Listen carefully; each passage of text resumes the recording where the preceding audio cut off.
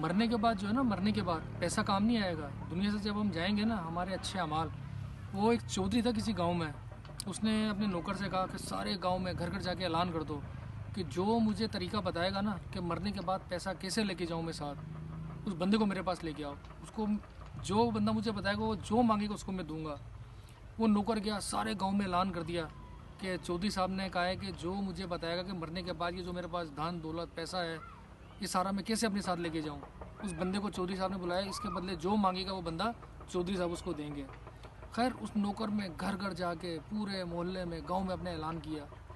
एक बाबा टकरा उसको। बाबा कहने लगा, मैं चौधरी साहब को ये तरीका बता सकता हूँ कि वो अपना पैसा अपने साथ कैसे लेके जा सकते हैं, मुझे लेके चलो।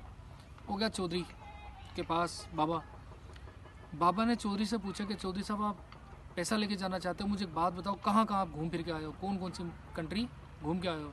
उस चौधरी ने कहा, बाहर कई मुल्कों में गया हूँ, यूरोप, इंग्लैंड, चीन, Japan, America, USA, UK, Dubai, सऊदीया। तो बाबा ने उसको कहा कि हमारे मुल्क का पैसा वहाँ चलता है। उस चौधरी ने कहा नहीं।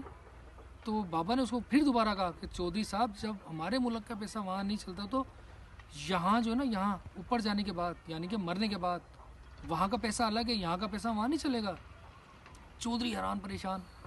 चौधरी कहने लगा, बाबा जी इसका मकसद क्या है कि वहाँ पे कौन सा पैसा चलेगा। बाबे ने बड़ा अच्छा जवाब दिया कि चौधरी जी, इंसानियत, धोखा ना देना, किसी के साथ मुनाफकत ना करना, पीठ पीछे बातें ना करना, जना से बचना, चोरी चकारी, झूठ फरेब मकारी, ये सब वहाँ जाने का मकसद। कहने का ये है कि दोस्तों, मरने के बाद जो है ना, हमारे अमाल वही हमारे साथ जाएंगे। ये धन दौलत, गाड़ियाँ, कोठियाँ, पैसा, सब का सब यहीं धरा रह जाएगा।